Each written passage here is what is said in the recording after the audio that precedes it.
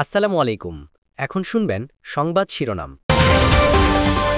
চাকসুতে শেষ হয়েছে উৎসবের ভোট, চলছে গণনা। আগামীকাল রাকসু নির্বাচনের জন্য প্রস্তুতি, কেন্দ্রে কেন্দ্রে পৌঁছাচ্ছে সরঞ্জাম। এবার সুনামগঞ্জের জাদুকাটা নদীতে চলছে বালু লুটের ঘটনা। ১.৫ থেকে ২,০০০ নৌকায় যোগ দিয়েছে ১৫,০০০ মানুষ। নিয়ন্ত্রণের বাইরে চলে যাচ্ছে, জানালো বিজিবি। সাধারণ মানুষ পিআর গণভোট বোঝে না, আবারও বললেন মির্জা ফখরুল। ক্ষমতায় গেলে বিএনপি ১ কোটি বেকারকে চাকরি দেবে বলে প্রতিশ্রুতি। ময়মনসিংহে ডেঙ্গু পরিস্থিতির ভয়াবহতা, হটস্পট হিসেবে বাউন্ডারি রোড এলাকা চিহ্নিত।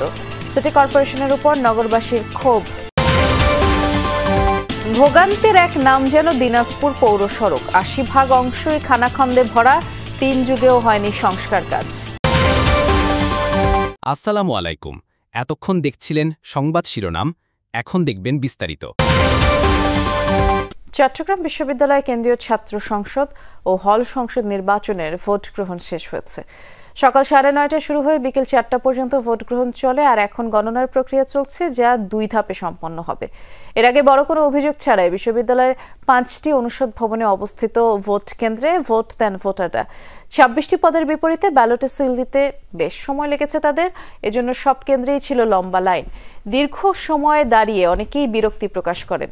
তারপরও ভোটদানের আগ্রহে কারো ভাটা পড়েনি। তবে অমোচনীয় কালি ব্যবহার না করায় ক্ষুব্ধ প্রতিক্রিয়া জানায় ছাত্রদল ও শিবির সমর্থিত প্যানেলের ভিপি প্রার্থীরা। জাল ভোটের সংখ্যাও জানান তারা। একই সাথে সুষ্ঠু ভোট হলে ফলাফল মেনে নিয়ে একযোগে কাজ করার প্রত্যয় ব্যক্ত করেন তারা। প্রশাসন আশ্বস্ত করেছে, ছবিসহ ভোটার তালিকা থাকায় কোনো ধরনের জাল ভোটের সম্ভাবনা নেই। চাকসু হল সংসদ মিলিয়ে প্রতিদ্বন্দ্বিতা করছে ৯০৮ জন প্রার্থী। চাকসুতে ৪১৫ জন, হল সংসদে ৪৯৩ জন। আর এর মধ্যে ২৪ জন প্রার্থী বিনা প্রতিদ্বন্দ্বিতায় নির্বাচিত হয়েছেন। এই নির্বাচনে মোট ভোটার ২৭,৫১৭ জন। আগামীকাল বহুল প্রত্যাশিত রাকসু নির্বাচন। নানা নাটকীয় ঘটনা প্রবাহের মধ্যেও উৎসবের আমেজে প্রচারণা শেষ হয়েছে। এখন ভোট গ্রহণের অপেক্ষা। ১২টি প্যানেল এবং স্বতন্ত্র প্রার্থীরা চান সুষ্ঠু ও শান্তিপূর্ণ নির্বাচন। কেন্দ্রে কেন্দ্রে ব্যালট পেপার, বাক্সসহ সকল সরঞ্জাম পাঠানো হচ্ছে আজ। সার্বিক প্রস্তুতি নিয়ে সন্তুষ্ট নির্বাচন কমিশন। রাকসু নির্বাচনে ২৮,০০০-এর বেশি ভোটারের ভোট নিজের বাক্সে দিতে প্রচারণা শেষ করেছেন ৯০৫ প্রার্থী। ৯টি একাডেমিক ভবনের ১৭টি কেন্দ্রে আগামীকাল বৃহস্পতিবার সকাল ৯টা থেকে বিকেল ৪টা পর্যন্ত চলবে ভোট গ্রহণ। ৯৯০টি বুথ থাকবে কেন্দ্রগুলোতে। ভোটের আগের দিন চলছে সেই বুথ স্থাপনের কাজ। ভোটাররা বলছেন, এতদিন প্রার্থীদের প্রতিশ্রুতি তারা শুনেছেন, তার বাস্তবায়নে দেয়া ইস্তেহার আর যোগ্যতার মাপকাঠিতে যারা এগিয়ে থাকবেন তাদের ভোট দিয়ে নির্বাচিত করবেন তারা। ছাত্রদল ও ছাত্র শিবিরের পাল্টাপাল্টি অভিযোগ থাকলেও সুষ্ঠু নির্বাচনের পরিবেশকে অগ্রাধিকার দিচ্ছে প্যানেল দুটি। ১২টি প্যানেল ও স্বতন্ত্র প্রার্থীরা চান নির্বাচন কমিশনের দায়িত্বশীল আচরণে সুষ্ঠুভাবে ভোট শেষ হোক। এদিকে প্রার্থীদের প্রতিনিধি ও গণমাধ্যমের উপস্থিতিতে স্বচ্ছ ব্যালট বাক্স বুথে বুথে পৌঁছানোর ব্যবস্থা করেছে নির্বাচন কমিশন। আইনশৃঙ্খলা রক্ষায় মোতায়েন থাকছে ২,৩০০ পুলিশ সদস্য। এছাড়া দায়িত্ব পালন করবে র্যাব ও বিজিবিও। প্রশাসনের বিধিনিষেধ, জেল জরিমানার পরও সুনামগঞ্জের জাদুকাটা নদীতে ভয়াবহ বালু লুটপাট চলছে। সকালে সংবাদ সম্মেলনে বিষয়টি জানান ২৮ বিজিবি ব্যাটালিয়নের অধিনায়ক। বলেন, লুটপাটকারীরা কোনো কিছুই তোয়াক্কা করছে না। গত কয়েকদিন ধরে পরিকল্পিতভাবে ১.৫ থেকে ২,০০০ নৌকা যুগে অন্তত ১৫,০০০ লুটেরা মব সৃষ্টি করে বালু লুট করছে। এরই মধ্যে লোপাট করেছে কয়েক কোটি টাকার বালু। দিনে রাতে সমান তালে এই হরিলুট বিজিবির নিয়ন্ত্রণের বাইরে চলে যাচ্ছে। বিজিবি সদস্যরা দিনরাত বালু রক্ষায় নিয়োজিত থাকলে সীমান্ত অরক্ষিত হয়ে যাবে বলেও শঙ্কা প্রকাশ করেন ২৮ বিজিবি ব্যাটালিয়নের অধিনায়ক। ১,৫০০ থেকে ২,০০০ নৌকা নিয়ে প্রায় ১৫ থেকে ২০,০০০ শ্রমিক একসাথে একযোগে অবৈধভাবে বালু উত্তোলন করে থাকে। আমরা কিন্তু অতিরিক্ত বিজিবি সদস্য এবং নৌযান মোতায়েন করেছি। তবে সেটি অবৈধ বালু উত্তোলনকারীদের যে নৌকা, যে শ্রমিকের পরিমাণ তার তুলনায় কিন্তু কম। এই ব্যাপারটি ক্রমেই নিয়ন্ত্রণের বাইরে চলে যাচ্ছে। পিআর পদ্ধতিতে নির্বাচন সহ ৫ দফা দাবিতে দেশের বিভিন্ন স্থানে মানববন্ধন করেছে জামায়াতে ইসলামী। কেন্দ্রীয় কর্মসূচির অংশ হিসেবে বিভিন্ন স্থানে মানববন্ধন কর্মসূচি পালিত হয়। ব্যানার ফেস্টুন নিয়ে অংশ নেন স্থানীয় নেতাকর্মীরা। বক্তারা বলেন, পিআর পদ্ধতিতেই আগামী নির্বাচন দিতে হবে। জুলাই সনদ বাস্তবায়নে সবাইকে ঐক্যবদ্ধ হওয়ারও আহ্বান জানান তারা। 5 দফা দ্রুত বাস্তবায়নেরও দাবি জানান নেতাকর্মীরা। ময়মনসিংহে ভয়াবহ আকার ধারণ করেছে ডেঙ্গু পরিস্থিতি। সংশ্লিষ্টরা বলছেন, আগে ঢাকা বা আশপাশের জেলায় আক্রান্ত হয়ে আসতো ময়মনসিংহ মেডিকেলে, তবে এখন স্থানীয় রোগীর সংখ্যা বাড়ছে, যাদের বড় অংশই নগর ভবন সংশ্লিষ্ট এলাকার বাসিন্দা। বলা হচ্ছে, নগরের বাউন্ডারি রোড হয়ে উঠছে ডেঙ্গুর হটস্পট। সিটি কর্পোরেশনের উপর ক্ষুব্ধ নগরবাসী।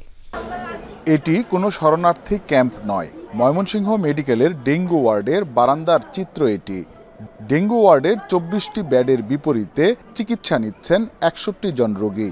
এর মধ্যে 15 দিনে শহরের রোগী ভর্তি হয়েছে 42 জন।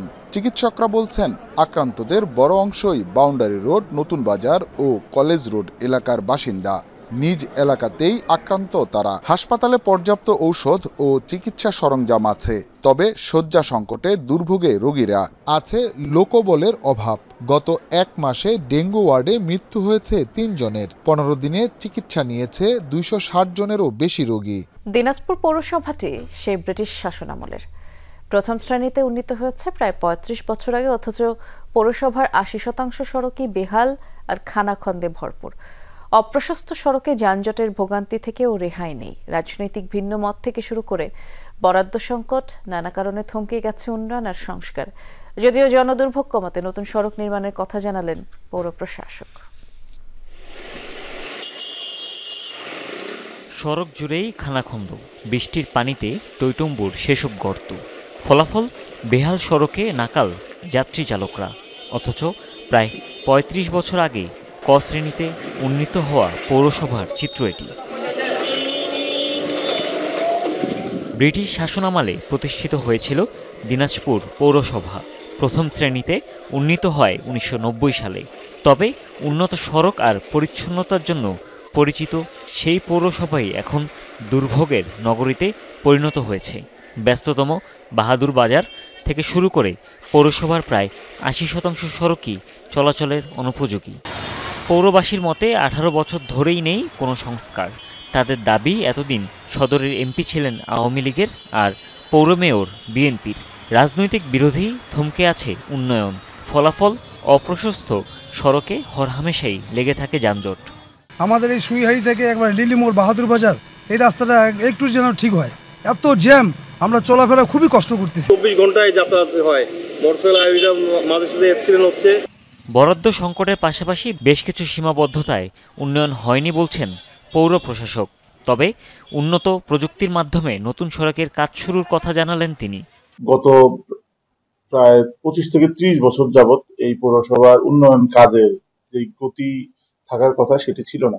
তার প্রেক্ষিতে সড়কের খুবই বেহাল অবস্থা। 23 কোটি টাকার বর্তমানে বিভিন্ন উন্নয়ন কর্মকাণ্ড চলছে এবং আমরা প্রায় 51 কোটি টাকার আরো ওয়ার্ক অর্ডার দিয়েছি রাস্তা, ড্রেন এবং সড়ক বাতিল, কিন্তু এটি খুবই সামান্য।